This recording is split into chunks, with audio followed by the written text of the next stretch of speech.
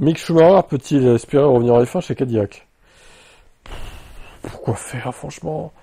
Il a pas prouvé grand-chose, je sais pas. Ce pilote est bon, mais sans plus. Enfin, je sais pas s'il mérite vraiment sa place en Formule 1, ouais. Il est bien en WEC, non? En hypercar, Cadillac doit travailler au remplacement de Button, puisque le champion du monde 2009 a annoncé qu'il quitterait la discipline à l'issue de la saison. Pour Mick Schumacher, rejoindre General Motors pour avoir du sens, puisque la voie vers un baquet en F1 chez Alpine apparaît bouchée.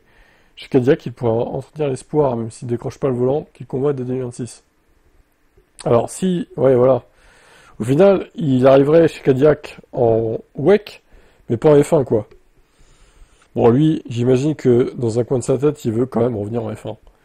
Maintenant, je pense que ça ne sera pas. Pour espérer conserver Mick Schumacher une troisième année, Alpine et son partenaire Synatec doivent lui faire une proposition convaincante. La marque française a déjà promis une évolution majeure de son prototype A424 en 2026.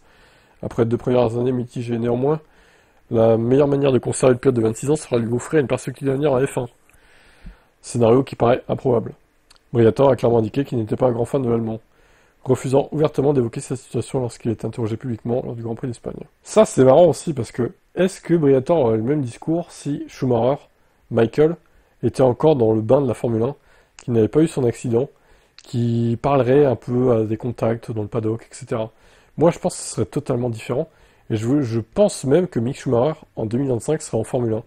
Si Michael était le Michael qu'on connaissait avant, quoi, avant 2013, avant son fameux accident de ski. Moi, je pense que ça a ruiné sa carrière, à Mick, d'un côté aussi, hein, en F1. Le fait qu'il ne puisse pas être soutenu par son père, parce que je suis sûr qu'il ferait du lobbying, son père, pour le mettre en F1. Et ben, le fait qu'il ait eu son accident, il doit se débrouiller par lui-même, Mick, et c'est plus dur, c'est plus dur. Voilà, moi je le vois pas revenir en F1 en tout cas. Sûrement en WEC, qui fera, oui, une belle carrière en WEC, mais en F1, j'en doute.